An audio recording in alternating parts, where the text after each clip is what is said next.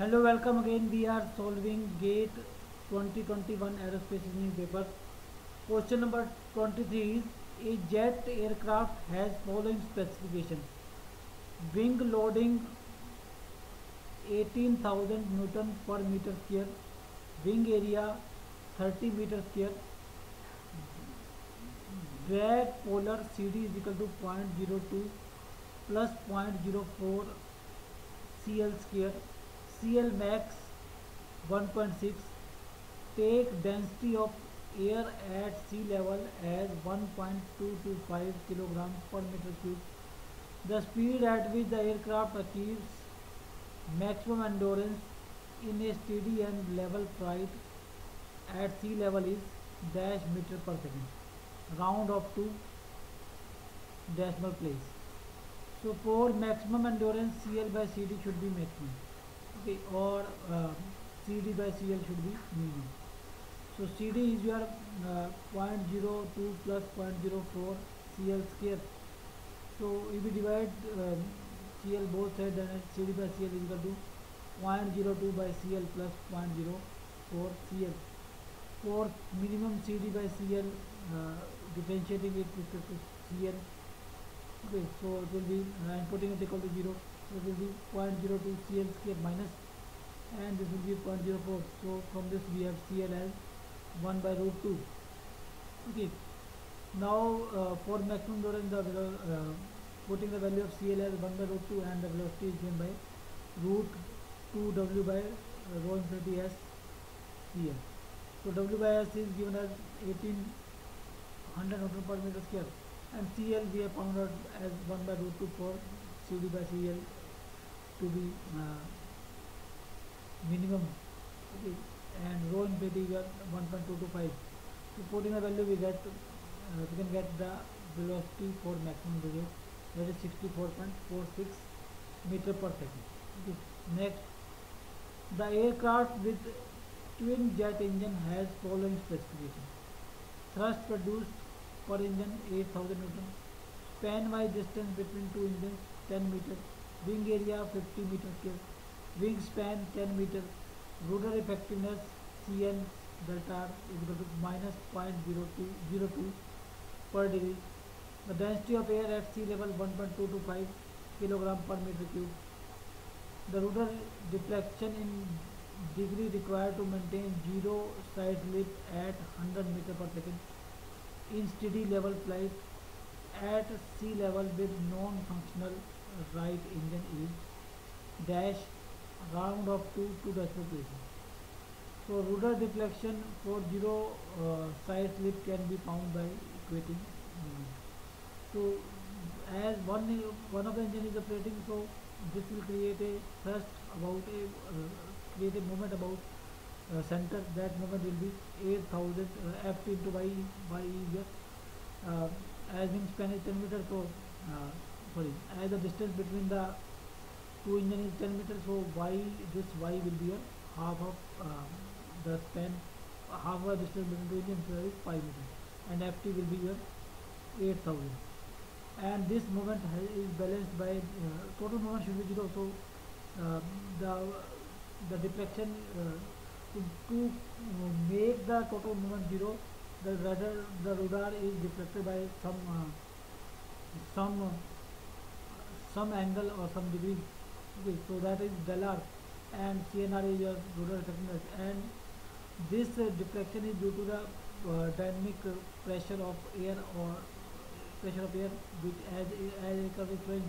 So that q bar is your dynamic pressure, and s is area of wing, and b is your breadth of wing. The area s is wing area, okay, and this is your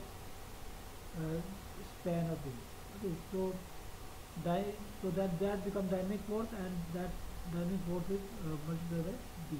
Okay, so which is equal to the which will balance this, okay, to make the moment 0. So dynamic pressure is 1 by 2 rho v square by into s, so that is rho is 1.225, and velocity of aircraft is 100 meter per second, okay, and s is your 50, so that comes out as 306250. Okay, so q into s will be 230,650. Okay, and thrust force is 8,000 and distance from the center is 5 meters. Rotor effective is minus 0.002, that is given, and from this we can get del R, and here this is your 0.02, and minus minus and cancel out because this is your negative, this quantity is your negative, and this is negative.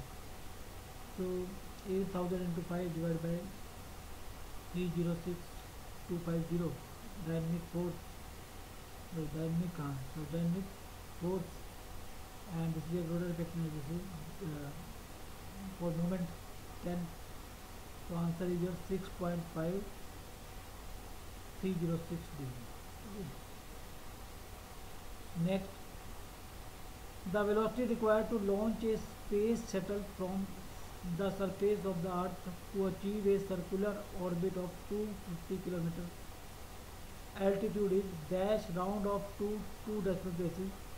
For earth, GME is equal to 398,600.4 kilometer cube per second square, and surface radius R naught is equal to 6378.14 kilometers. So as the orbit is your circular,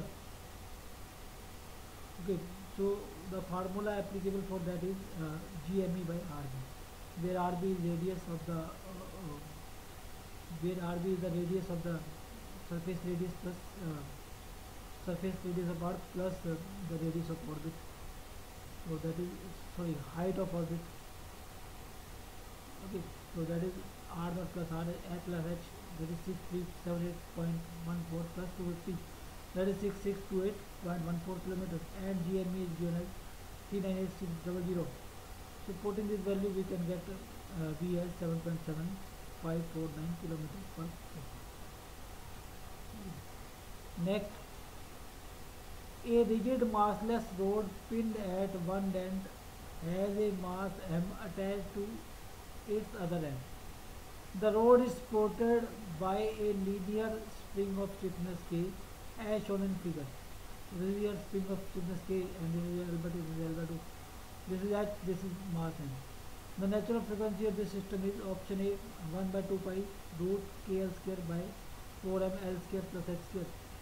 Option B 1 by 2 pi root KL square divided by m L square plus H square. Option C 1 by 2 pi root 4 KL square by m L square plus H square. Option D 1 by 2 pi root K bracket L square plus H square divided by 4.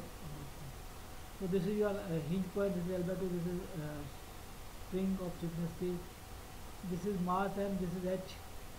So to find out the frequency, let us deflect this code by angle theta, so that the spring compressed by an amount L by 2 theta. So spring force is KL by 2 theta, and here the deflection is theta, so inertia force is I theta double dot.